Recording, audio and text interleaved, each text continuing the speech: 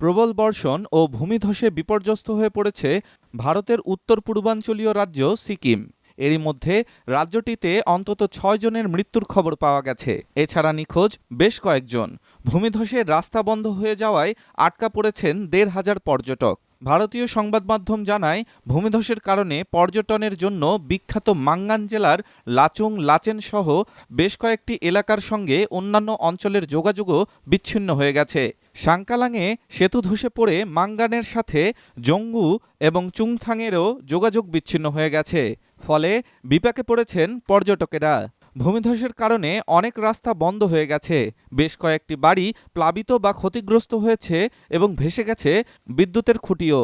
উত্তর সিকিমে mobile network পরিষেবাও ক্ষতিগ্রস্ত হয়েছে।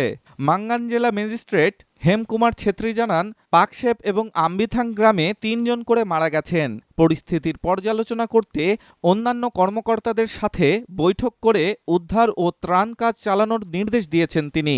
বাস্তুচ্যুতদের জন্য পাকশেপে ত্রাণ শিবির স্থাপন করা হয়েছে বলেও জানিয়েছেন জেলা ম্যাজিস্ট্রেট। দুর্যোগ পরিস্থিতির নজর রাখছেন সিকিমের মুখ্যমন্ত্রী প্রেম সিং তামাং।